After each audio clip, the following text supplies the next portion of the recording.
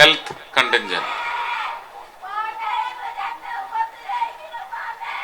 ഒച്ചയെടുക്കരുത്, ഒച്ചയെടുക്കരുത്, ഒച്ചയെടുക്കരുത്. കാര്യം പറയും. അവിടെ ഒരാളുണ്ട്, കാര്യം പറയും. ഒരു ഫോൺ കോളിൽ മറ്റും ഓടിയെത്തിയവരാണ് ഇവിടെ നിൽക്കുന്ന എല്ലാ വിഭാഗങ്ങളും. ഇവിടെ പേരെടുത്ത് വിളിച്ച് പറയുവാൻ സത്യത്തിൽ ഇവിടെ ആരൊക്കെ വന്നിരിക്കുന്നു എന്ന് പറയുന്ന വ്യക്തമായ കണക്ക് പോലുമില്ല. വിചാരിച്ചതിനെയും പ്രതീക്ഷിച്ചതിനേക്കാളൊക്കെ വളരെ കൂടുതൽ പങ്കാളിത്തമാണ് ഉണ്ടായിട്ടുള്ളത്. അതുകൊണ്ട് എല്ലാ വിഭാഗങ്ങളിൽ നിന്നും ഹെൽത്തിൽ നിന്ന് വിളിച്ചു, ഹെൽത്ത് വിട്ടുപോയി എന്ന് പറയുന്ന കുറ്റബോധത്തിന് അവസ്ഥ ഈ സംഘാടകരുടെ മേൽ അടിച്ചേൽപ്പിക്കരുത്. എല്ലാവരും ഹൃദയപൂർവ്വം വന്ന് എല്ലാ പദ്ധതികളിലും പങ്കുചേർന്ന് പോകണമെന്ന് അഭ്യർത്ഥിക്കുകയാണ്. ആരെയും വിട്ടുപോയി എന്ന് വരരുത്. ഹെൽത്തിൽ നിന്ന് വന്ന ആരെങ്കിലും ഹെൽത്ത് കണ്ടിൻജന്റ്.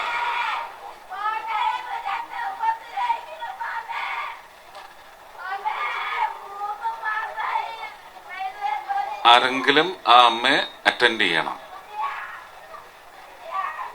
കേട്ടോ.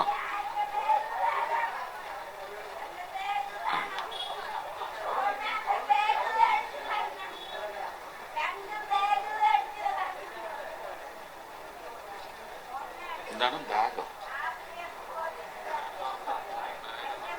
എന്ത് ബാഗ്?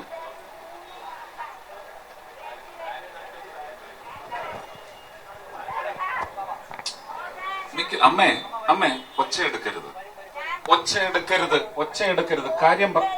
നിക്കൂ അമ്മേ, ഒച്ചയെടുക്കരുത്. കാര്യം പറയൂ. അവിടെ ഒരാളുണ്ട്, കാര്യം പറയൂ. അവിടെ പറയൂ, അവിടെ പറയൂ, അവിടെ പറയൂ. ഒച്ചയെടുക്കരുത്. അല്ലല്ല, കാര്യം പറയൂ. ആവശ്യം പറയൂ അവിടെ. ആ പറയൂ.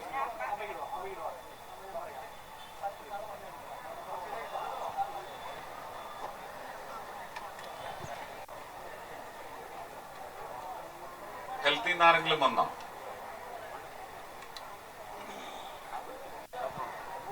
ജനറൽ ഹോസ്പിറ്റൽ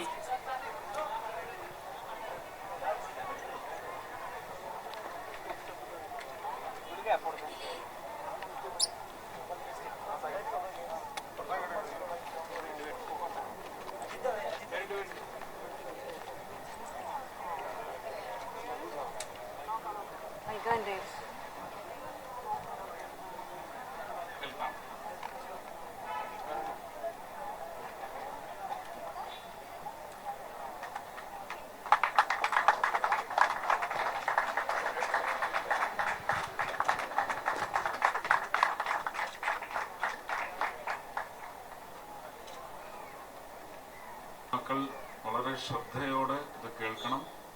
നമ്മൾ ഇറങ്ങുന്നത് റെയിൽവേയുടെ ഏത് പ്രദേശത്താണെന്നുള്ളത് വ്യക്തമായി. സ്വന്തം സുരക്ഷ ആദ്യം. ഇത് സത്യത്തിൽ റെയിൽവേ നേരിടുന്ന ഒരു വലിയ വിഷയമാണ്. പ്രദേശവാസികളാണോ അതോ ദൂരങ്ങളാണോ? റെയിൽവേ യാർഡെന്ന് പറയുന്നത് അളവറ്റ എക്സ്പാൻസിൽ ഇങ്ങനെ കിടക്കുന്നത് കൊണ്ട് ഒരുപാട് പാഴ്വസ്തുക്കൾ ഉപയോഗിച്ചതിന് ശേഷമുള്ള വേസ്റ്റ് എല്ലാം കൊണ്ടുവന്ന് ഡംപ് ചെയ്യുന്ന ഒരു യാർഡെന്ന് പറയുന്ന അപഖ്യാതിയും കൂടി ഇങ്ങനെയുള്ള ഗവൺമെന്റ്, അത് സ്റ്റേറ്റ് ഗവൺമെന്റിന്റെ ആയാലും സെൻട്രൽ ഗവൺമെന്റിന്റെ ആയാലും ചില സ്വകാര്യ വ്യക്തികളുടെ വലിയ പറമ്പുകളായാലും ശരി തന്നെ അങ്ങനെ ഒരു സംസ്കാരം കൂടി ശക്തിമത്തായി വളരുന്നുണ്ട്. അപ്പോൾ അതിനുള്ളിൽ പതിഞ്ഞിരിക്കുന്ന അപകടങ്ങൾ, ഡോക്സി സൈക്കിളിൽ എല്ലാവരും ഭക്ഷണം കഴിച്ച് ഇന്നലെ രാത്രി കഴിക്കണമെന്ന് പറഞ്ഞിട്ടുണ്ടായിരുന്നു. അത് കഴിക്കാൻ സാധിച്ചിട്ടില്ലെങ്കിൽ എന്തെങ്കിലും ഭക്ഷണം കഴിച്ച് അതിനുള്ള വ്യവസ്ഥ ചെയ്തിട്ടുണ്ട്.